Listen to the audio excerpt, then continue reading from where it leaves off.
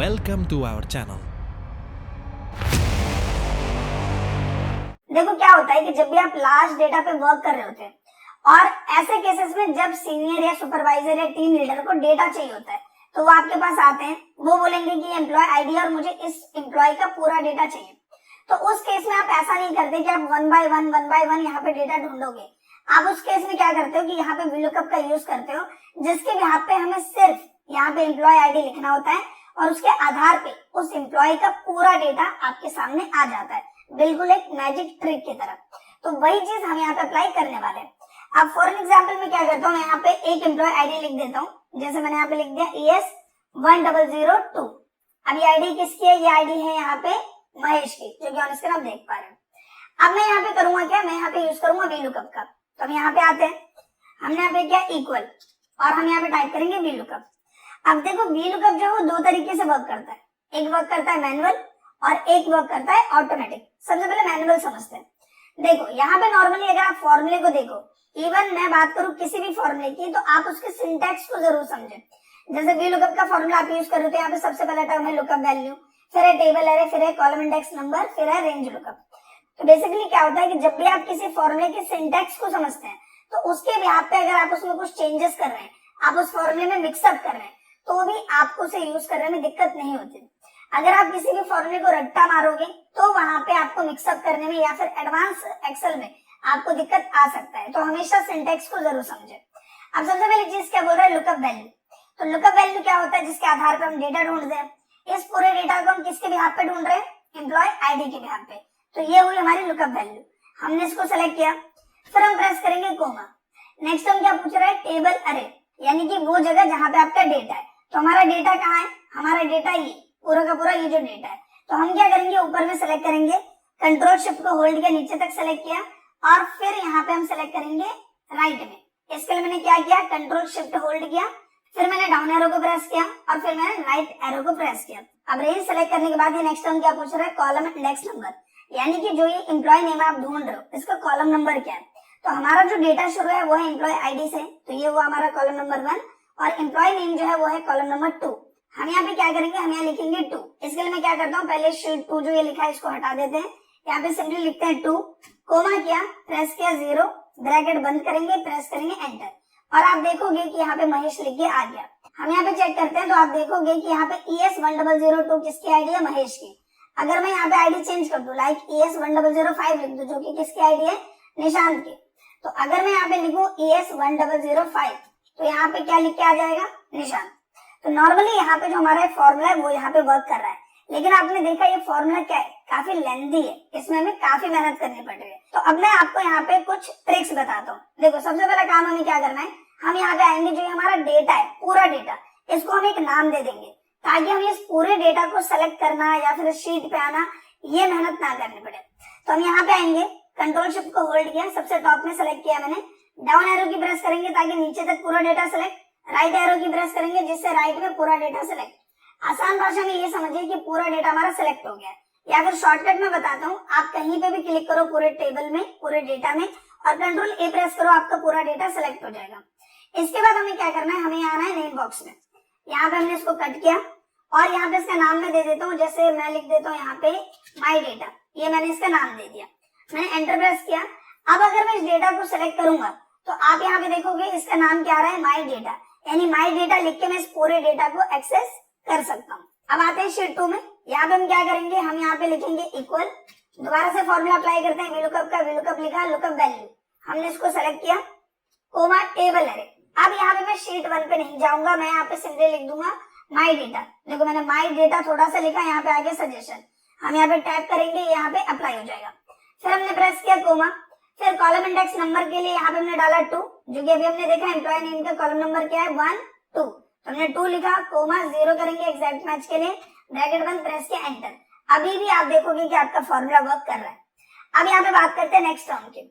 यहाँ पे हमने इसे तो ऑटोमेटिक कर दिया, इसमें हमने अपनी टेंशन हटा दी। ये जो 2 है वो यहाँ पे आ रहा है मैनुअल, इसे हमें करना है ऑटोमेटिक। तो देखो कॉलम नंबर निकालने के लिए एक फॉर्मूला होता है, जैसे हमने इक्वल किया, मैं लिखता हूँ यहाँ पे मैच फॉर्मूले की मदद से आप रो नंबर या कॉलम नंबर निकाल सकते हो। तो हम किसका कॉलम नंबर निकाल रहे हैं, यानी कि लुकअप वैल्यू क्या है, तो ये है एम्प्लॉय नेम, इसका कॉलम नंबर हम निकाल रहे हैं, हमने इसको सेलेक्ट किया, कोमा करेंगे लुकअप अरे, यानी कि ये जो एम्प्लॉय नेम का जो पूरी सीरीज है वो कहाँ पे, तो ये रही इसकी पूरी सीरीज। तो आप यहाँ पे सिंपली इस रेंज को सिलेक्ट कर लो, हम यहाँ पे आते हैं, हमने इस रेंज को सिलेक्ट कर लिया।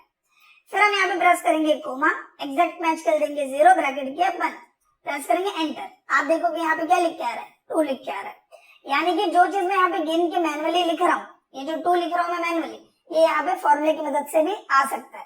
तो हमने 2 को कट किया, हम यहाँ पे डालेंगे मैच का फॉर्मूला, लुकअप वैल्यू किसका कॉलम नंबर निकाल रहे हैं, एम्प्लॉय नेम का, कोमा किया लुकअप अरे, तो हम इस पूरी रेंज को यहाँ पे सेलेक्ट कर लेंगे कुछ इस तरह से, कोमा किया यहाँ पे प्रेस करेंगे 0 एग्जैक्ट मैच के लिए ब्रैकेट किया बंद। अब यहाँ पे हमारे कॉलम नंबर के लिए भी हमारे फॉर्मूला आएगा जो कि मैच वाला फॉर्मूला है, इससे कॉलम नंबर ऑटोमेटिकली सबका आ जाएगा। प्रेस करेंगे एंटर और यहाँ पे देखोगे आपका फॉर्मूला प्रॉपर तरह से वर्क कर रहा है। अब यहाँ पे मुझे करना क्या है कि मुझे यहाँ पे सबका डेटा निकालना है, मैं ऐसे खींचू तो सबका डेटा है वो भी प्रॉपर तरह से। तो इसके लिए मुझे क्या करना है, F2 करना है और जो जो चीज है मैं बदलना नहीं चाहता हूँ उन चीजों को मुझे फिक्स करना है। जैसे देखो डेजिग्नेशन निकालेंगे, बेसिक सैलरी निकालेंगे, सबके लिए जो हमारा लुकअप वैल्यू है वो तो यही रहेगा, यानी ये चीज सब में सेम रहनी है। तो हम यहाँ पे आएंगे और हम यहाँ पे F4 की प्रेस कर देंगे जिससे ये फिक्स हो जाएगा।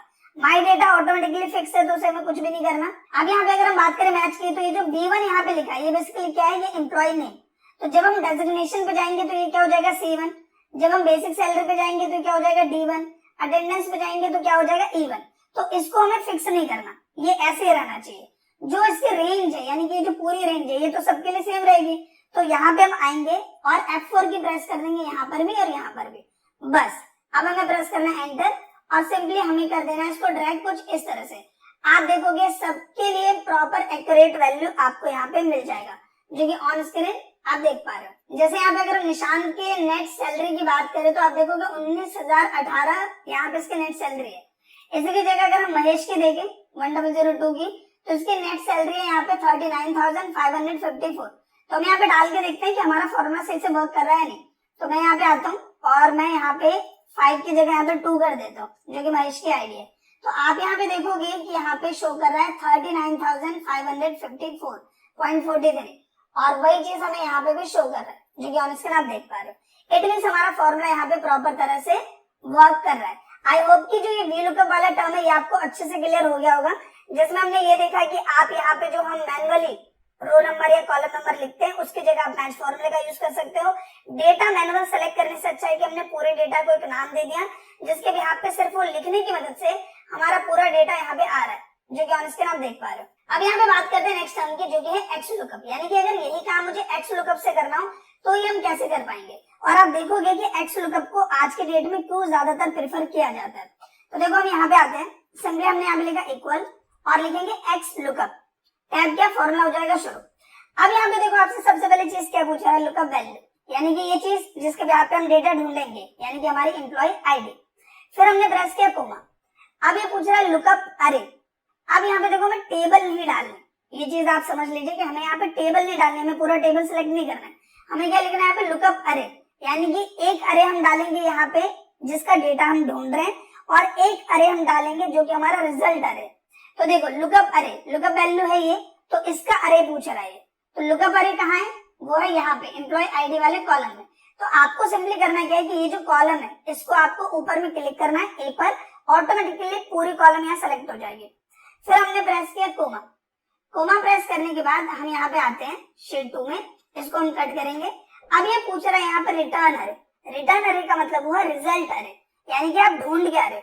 तो हमारे डेटा में हम ढूंढ रहे हैं एम्प्लॉय नेम, तो हमें क्या करना है, हम दोबारा आएंगे शीट 1 में और ये जो एम्प्लॉय नेम वाला कॉलम है इसको हम कर लेंगे सेलेक्ट। सिंपली हमें करना है ब्रैकेट क्लोज और प्रेस कर देंगे एंटर। आप देखोगे यहाँ पे आपका फॉर्मूला वर्क कर रहा है। अगर मैं यहाँ पे 1005 डालूं तो यहाँ पे निशान का नाम आ जाएगा।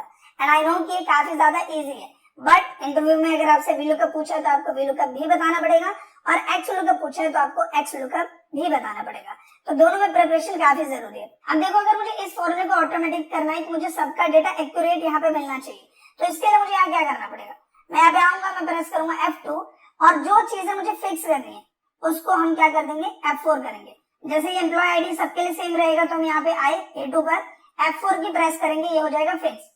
इसके बाद अगर मैं बात करूं ये जो एम्प्लॉय आईडी का लुकअप है, जो पहला हमारा यहाँ पे लुकअप अरे है, अगर मैं इसकी बात करूं तो ये तो सबके लिए सेम रहेगा क्योंकि लुकअप अरे तो सबके लिए सेम रहने वाला है। तो हम इसको भी यहाँ पे सेलेक्ट करेंगे और F4 की प्रेस करेंगे जिससे फिक्स हो जाएगा, यानी कि सबके लिए, डेजिग्नेशन के लिए, सैलरी के लिए, सबके लिए ये सेम रहने वाला है।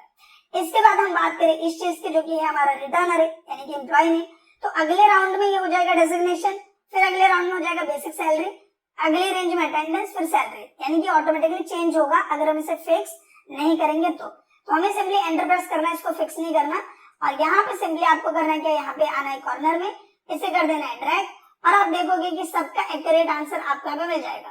निशांत का यहाँ पे आ रहा है 19,018 और अगर मैं यहाँ पे डाल दूं महेश की आईडी, लाइक मैं यहाँ पे 1002 डाल दूं तो आप यहाँ पे देखेंगे महेश का पूरा डेटा आ जाता है और 39,554.43 यहाँ पे हमें देखने को मिल जाता है, जो कि ऑन स्क्रीन अगर आप देखेंगे 1002 का डेटा तो हमें वही आंसर यहाँ पे शो करेगा जो कि ऑन स्क्रीन आप देख पा रहे हैं। तो ये चीजें अप्लाई करने के बाद अगर अब आपके पास सुपरवाइजर, टीम लीडर या सीनियर आते हैं और वो आपको कोई भी एम्प्लॉय की आईडी देते हैं, लाइक यहाँ पे उन्होंने दे दिया 1009, हमने प्रेस किया एंटर, तो यहाँ पे पुनीत का डेटा आ जाएगा जो कि हेल्पर है और उसकी बेसिक सैलरी है 18,417। मैं यहाँ पे आता हूँ और 1009 का डेटा हम एक बार चेक करते हैं, पुनीत हेल्पर 18,417। तो ऑन स्क्रीन आप देख पा रहे हैं कि किस तरीके से हमारा वी लुकअप और एक्स लुकअप दोनों प्रॉपर तरह से यहाँ पे वर्क कर रहा है। अगर वीडियो आपको अच्छा लगे तो प्लीज इस वीडियो को लाइक करें, शेयर करें, साथ ही कमेंट करके अपना फीडबैक जरूर दें। मिलते हैं नेक्स्ट वीडियो में, तब तक के लिए थैंक यू।